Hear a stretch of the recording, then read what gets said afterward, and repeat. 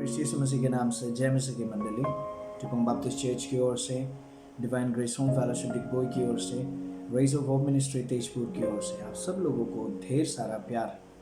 परमेश्वर आपसे प्रेम करते हैं और परमेश्वर का अनुग्रह आप सब लोगों के ऊपर है। आइए मंडली, हम परमेश्वर के वचन में जाएं। मंडली, ये जो समय है, ये कोविड-19, लॉकडाउन, क्वारंटाइन, जो कुछ भी पृथ्वी में हो रहा है, याद रखें हम अंत के दिनों में हैं। जिस प्रकार से इजरायली लोगों को प्रभु छुटकारा देकर लेकर आ रहे थे, उनको परमेश्वर कनान तक पहुंचाना चाहते थे, लेकिन इजरायली लोगों का आदत ऐसा बन चुका था कि वो पुरानी बातों में दिलचस्पी रखते थे, वो पुरानी बातों को ही याद कर रहे थे। इस वजह से परमेश्वर उनसे नाराज हुए और वो कनान देश में प्रवेश नहीं हो पाए, वाचा के देश में प्रवेश नहीं हो पाए। कुड़कुड़ाने वाले लोगों के लिए कनान देश में कोई जगह नहीं था। अधन्यवादी लोगों के लिए कनान में कोई जगह नहीं रहा। मिस्र देश को याद करते रहने वाले लोगों के लिए कनान देश में कोई भी जगह नहीं बचा। सोदोम और गोमोरा में भी वैसा ही हुआ। सोदोम और गोमोरा से जब लूत और लूत के परिवार को परमेश्वर निकाल रहे थे, छुटकारा दे रहे थे, बचा रहे थे, परमेश्वर ने क्लियरली उनको इंस्ट्रक्शन दिया था कि तुम पीछे मुड़कर मत देखना, पुरानी बातों की ओर दिल न लगाना, उन पाप में चीजों को याद भी मत करना, पाप से भरी हुई बातों को अपने मन पर लेकर भी नहीं आना कहकर परमेश्वर ने उनको क्लियरली इंस्ट्रक्शन दिया था और ये कहा था कि पीछे मुड़कर मत देखना कहकर। लेकिन जब लूत और लूत के परिवार को प्रभु छुटकारा दे रहे थे, जब वो भाग रहे थे, प्रभु ने उनको भागने के लिए कहा था। लूत की पत्नी पीछे मुड़कर देखती है और आप सब लोगों को पता है कि लूत की पत्नी के साथ क्या हुआ। वो वहीं मर जाती है, वो नमक की खब्बी बन जाती है और वहीं पर वो ढेर हो जाती है। पीछे मुड़कर देखने वाले लोगों के लिए स्वर्ग में कोई भी जगह नहीं है। आप कभी भी आशा नहीं कर सकते कि परमेश्वर आपको थामे रहे और आप आश्चर्य काम को देखना चाहते हैं आपके जीवन में, लेकिन आपका मन अगर दो भागा मन है, आप पुरानी बातों को ही याद करते रहेंगे तो छुटकारा आप नहीं पाएंगे। एक अच्छा कहावत भी है, do not be almost saved, be saved. Don't try to live in the age of God's mercy. अनुग्रह उनका काफी है कहकर आइए हम उस अनुग्रह का फायदा ना उठाएं। We are in the process. प्रभु हमें छुटकारा देना चाहते हैं। प्रभु हमें तैयार कर रहे हैं कनान देश के लिए, स्वर्ग के लिए, और प्रभु हमें निकाल रहे हैं। हम तैयारी का जीवन जी रहे हैं या नहीं, यह आप जानते हैं। हमें एक तैयारी का जीवन जीना बहुत ही जरूरी है। परमेश्वर हमें निकालने के कगार पर है।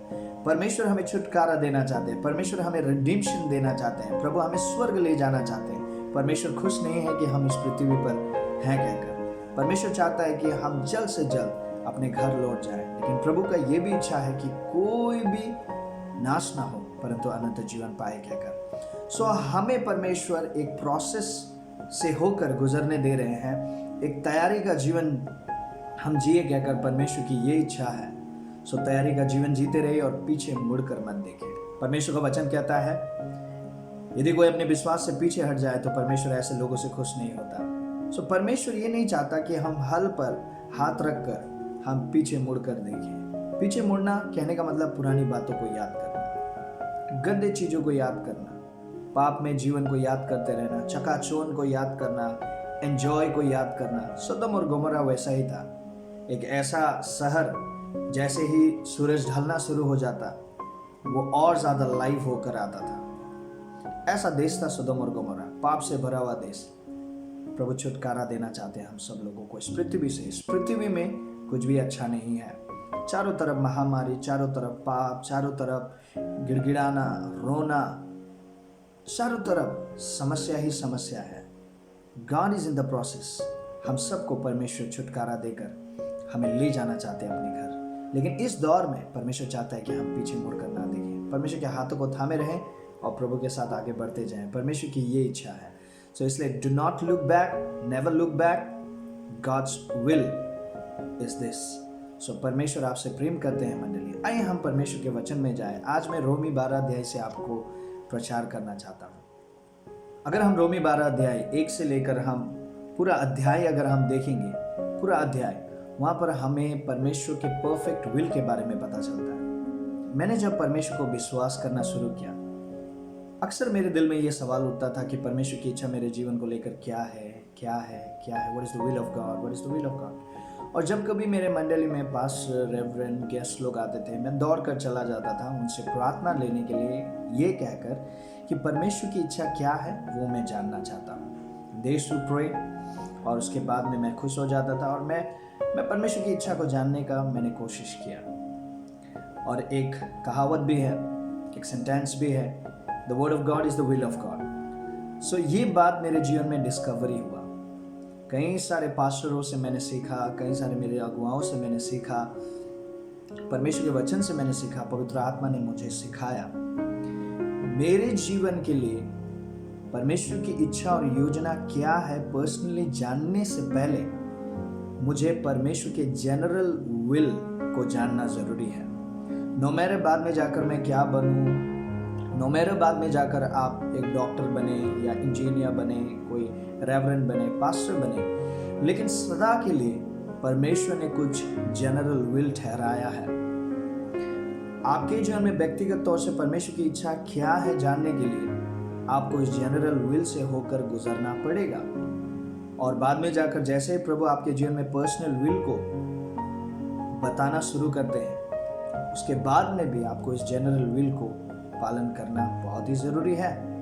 परमेश्वर का वचन कहता है this is the will of God, this is the will of God, this is the will of God. तो कुछ 5 विल को मैं आपको बताना चाहूंगा, और खासकर मैं रोमी 12 अध्याय से आज आपके बीच में प्रचार करना चाहूंगा। पहला विल ऑफ गॉड, परमेश्वर का वचन ये कहता है that this is the will of God to be thankful always, जो कि हम पाते हैं पहला थिस्सलुनी 5 अध्याय का 18 पद में। दूसरा विल ऑफ गॉड जो कि हम देख सकते हैं पहला थिस्सलुनी 4 अध्याय का 3 पद, अगर हम देखेंगे तो वहां पर परमेश्वर का वचन कहता है कि हम हर प्रकार के व्यभिचार के पापों से बच कर रहे हैं, हर प्रकार के इमोरलिटी से, सेक्सुअल इमोरलिटी से आप और हम बच कर रहे हैं। ये जनरल विल ऑफ गॉड है जो कि सदा के लिए ठहराया गया है। नो मैटर आप कितने बड़े रेवरेंड, डॉक्टर, पास्टर, जो कुछ भी आप क्यों ना बन जाए, वर्शिप लीडर क्यों ना बन जाए, ये जनरल विल को आपको पालन करते रहना है।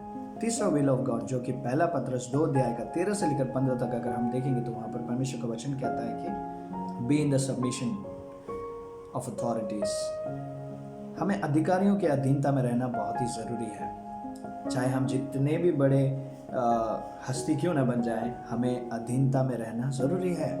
अपने से बड़ों के अधीनता में, पास्टर के अधीनता में, अपने माँ पिताजी के अधीनता में, सरकार के अधीनता में, लीडरों के अधीनता में आपको और मुझे रहना जरूरी है, because this is the will of God. अधीनता एक छतरी को दिखाता है। जब बारिश आता है तो वो छतरी बारिश को रोकता नहीं, लेकिन बारिश में हमें ठहरने में मदद करता है। ठीक उसी तरीके से एक छतरी धूप के समय में जब हम छतरी का सहारा लेते हैं तो वो छतरी धूप को आने से रोकता नहीं है, लेकिन धूप के समय में हमें खड़ा होने में मदद करता है। So this is the will of God that we be under the authorities always submitting ourself. So ये परमेश्वर की इच्छा है। चौथा, 1 पीटर 4:19 ये कहता है कि हम परमेश्वर की इच्छा के अनुसार का दुख उठाते रहें।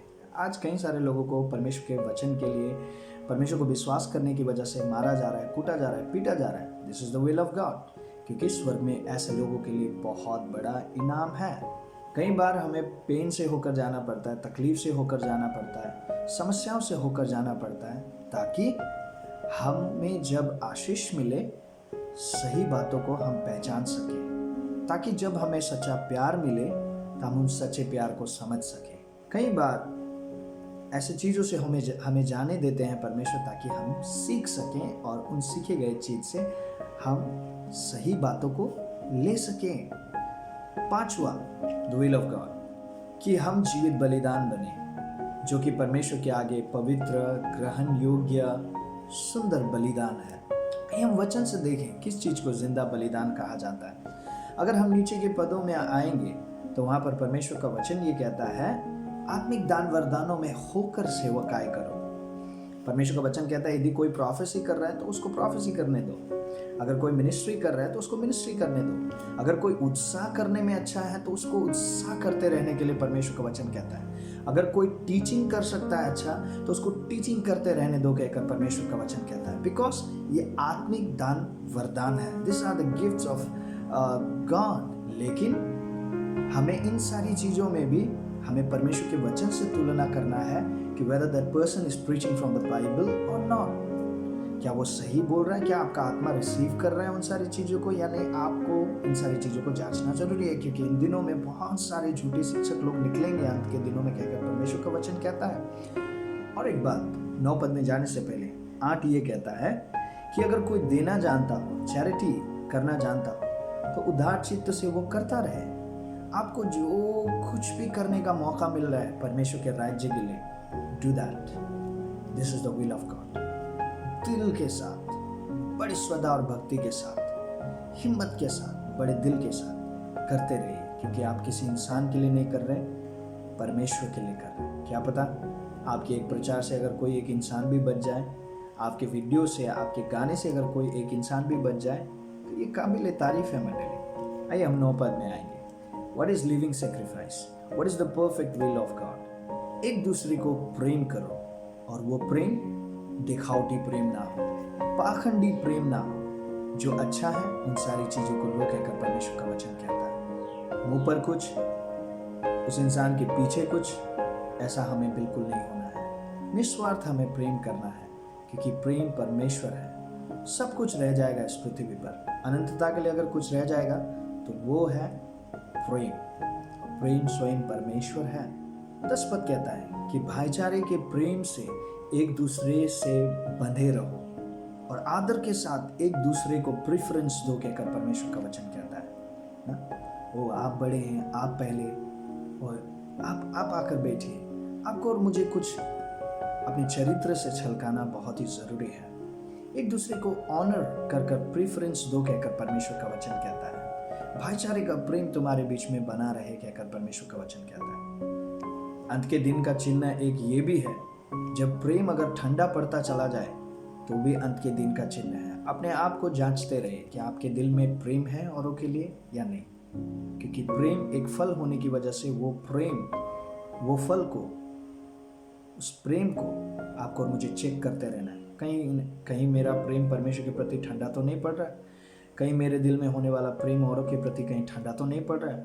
हमें चेक करते रहना है अपने आप को। आपके जीवन में होने वाले फल को आपको और मुझे चेक करते रहना है। 11 पद कहता है कि यत्न करने में, मेहनत करने में पीछे ना हटो कभी भी। आत्मा से भरे रहो और परमेश्वर की सेवा करते रहो। Serve the Lord. परमेश्वर का वचन ये कहता है, मेहनत करने में हमें पीछे नहीं हटना है। परमेश्वर का वचन ये भी कहता है अगर कोई मेहनत नहीं करता तो उसको खाने के लिए भी मना किया गया है परमेश्वर के वचन में। 12 पद क्या कहता है? आशा में आनंदित रहो, समस्याओं में तुम धीरजी रहो, और प्रार्थना में निरंतर लगे रहो। This is the perfect will of God. Living sacrifice इसी को कहा जाता है। आपको प्रार्थना करने का मन नहीं हो रहा है, even then if you pray, that is living sacrifice. आपको किसी को नफरत करने का मन करता है, लेकिन अगर आप उसके बदले प्रेम करेंगे तो वो है जीवित बलिदान, वो है लिविंग सेक्रीफाइस। परमेश्वर के परफेक्ट विल यही है मंडली। 13 पद कहता है हॉस्पिटैलिटी करने में कभी भी पीछे ना हटे। कभी कभार हम थक जाते हैं, हमें करने का मन नहीं करता कि मांझे आलो ही आही ऐसे, बार बार मुझे चाय बनाना पड़ रहा है, बार बार मुझे खाना बनाना पड़ रहा है। लेकिन परमेश्वर का वचन क्या कहता है? हॉस्पिटैलिटी करने में कभी भी पीछे ना हटे। This is the perfect will of God. This is living sacrifice.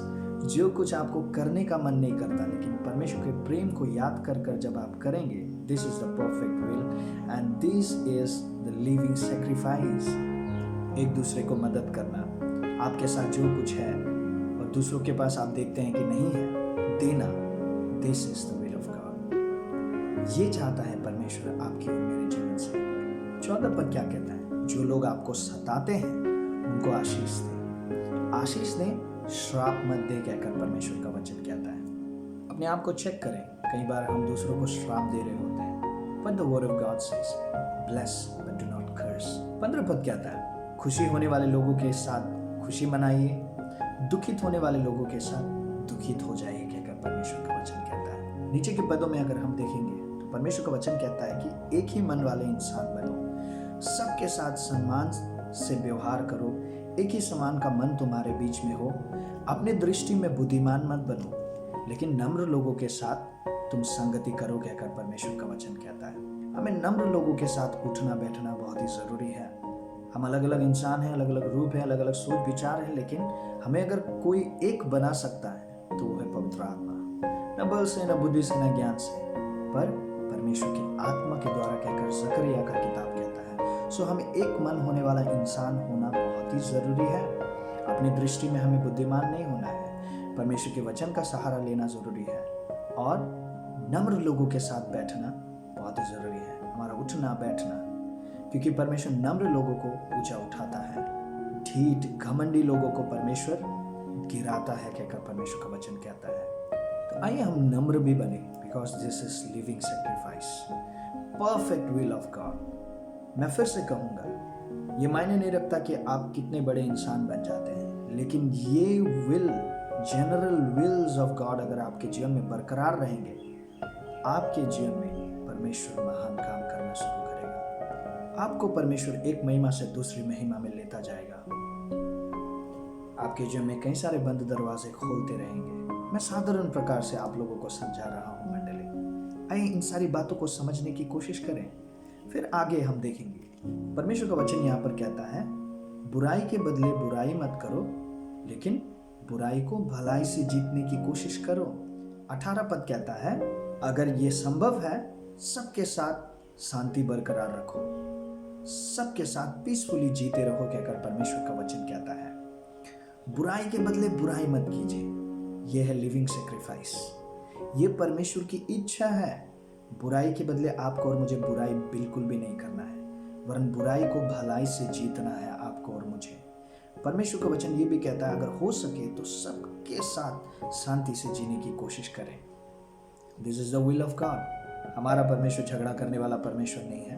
वो क्रोध करता है, वो दंड भी देता है, लेकिन वो चाहता है कि हम उसके संतान होने की वजह से हम झगड़ा ना करें, शांति से रहें, नम्र होकर रहें। क्यों?